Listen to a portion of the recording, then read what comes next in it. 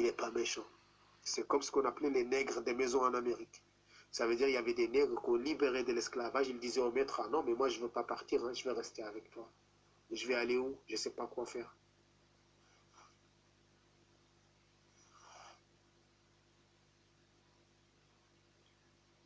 D'accord?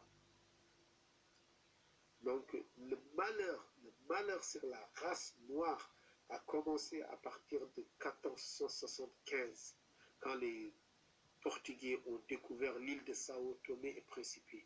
Ils disent, selon leurs sources, ils disent qu'il n'y avait personne. Moi, je ne crois pas qu'il y avait personne. Comme ils disent quand ils ont découvert le Cap-Vert qu'il n'y avait personne. Moi, je ne crois pas qu'au Cap-Vert, il y avait personne. C'est ce qu'ils disent. Moi, je vous dis ce qu'ils disent dans leurs sources. Moi, je vous dis ce qu'ils disent dans leurs sources. Mais, quand ils ont découvert Sao Tomé et Principe et qu'ils ont découvert que c'était une terre où on pouvait cultiver du sucre non-stop et que l'année, ils pouvaient faire, au lieu de faire une récolte au Portugal, ils pouvaient faire des récoltes en temps plus de 20 ou 30 récoltes par année de sucre sur Sao Tomé et Principe. Ils ont dit on a trouvé le jackpot. Là, il faut qu'on trouve des travailleurs 24 heures sur 24, que ça ne s'arrête pas. Parce que là, c'est le casino.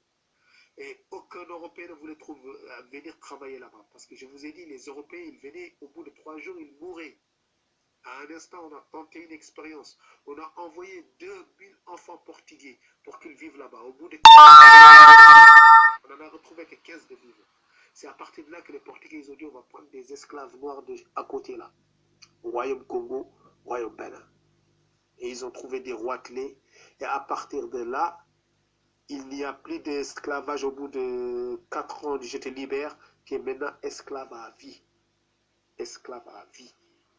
Ça veut dire parce que fallait que la machine elle tourne. Pour que la machine elle tourne, il faut tout le temps amener des nouveaux esclaves. Parce qu'il y avait trop de morts, comme je vous ai dit.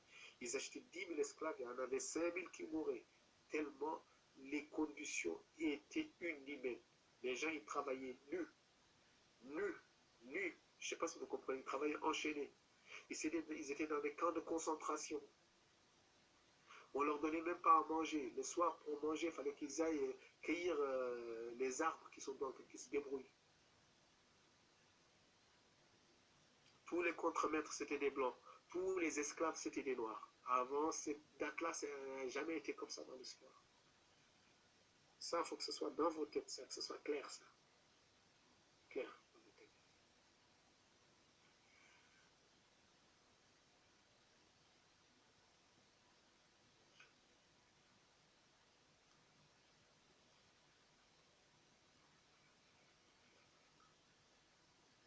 Donc, c'est ça qui s'est passé.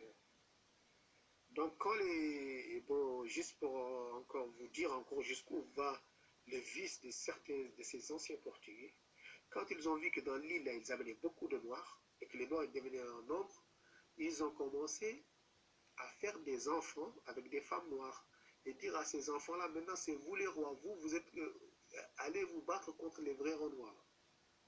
Ils ont commencé à faire plein de métis, pour que ces métis-là aillent mater les noirs, et ces métis-là aider les Portugais blancs à aller attraper encore des esclaves. Ces métis-là, on les appelait les fils de la terre, des philos de la terre, philos de terre, fils de la terre, ou les natifs, quoi.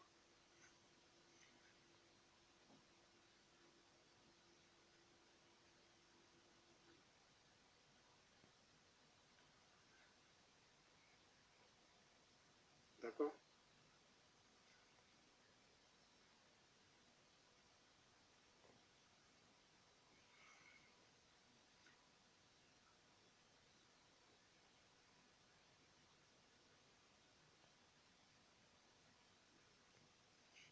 Ouais. C'est ça qui s'est passé. Parce qu'il faut dire, regardez, c'est une petite île comme ça. Ils avaient plus de 100 000, 200 000, 300 000 esclaves. Vous imaginez sur 1000 mètres carrés, juste au large du Congo, à côté de la Guinée équatoriale. Tellement ça marchait le commerce du sucre pour le Portugal, c'était mieux pour eux que le marché de l'or. Tellement ça rapportait de sous pour le roi du Portugal. Il ne pouvait plus s'arrêter. Et c'est de là que le malheur de la population noire a commencé.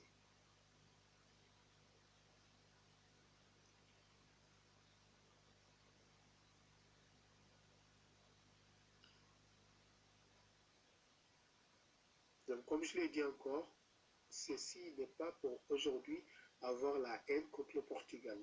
Aujourd'hui, ils nous ont rien fait, les Portugais, aujourd'hui.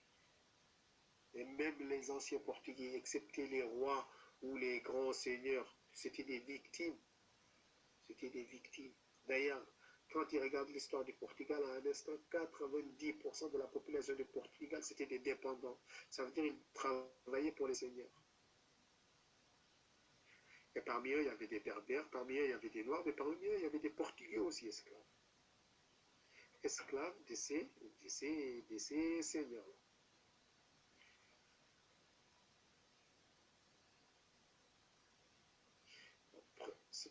Moi, je ne parle pas de racisme ou tout ça. Je ne parle pas de racisme. Moi, je parle de l'histoire. Moi, ce qui m'importe, c'est pas que le Portugais soit raciste. C'est que toi, que tu n'as rien à foutre de son racisme. C'est ça qui m'intéresse, moi. Parce que toi, tu ne peux pas contrôler ses sentiments. Mais tu peux contrôler ta réaction. Tu peux le multiplier par zéro, toi, son sentiment à lui. Multiplie par zéro son sentiment. Au lieu d'essayer de lui de réparer quelque chose dont tu n'as pas accès. Multiplie par zéro son sentiment de xénophobie ou de racisme ou de suprématie. Tu n'en as rien à foutre. Comment tu peux multiplier? Ça veut dire par le mépris et l'indifférence totale. Et la dignité, ça veut dire même s'ils sont 10 devant toi, tu marches au milieu de la tête haute, les yeux grands ouverts face à eux, qu'ils te regardent et que la peur change de camp. C'est tout. Après, s'il est dans son coin, il parle mal. C'est normal, c'est un lâche. Il n'a qu'à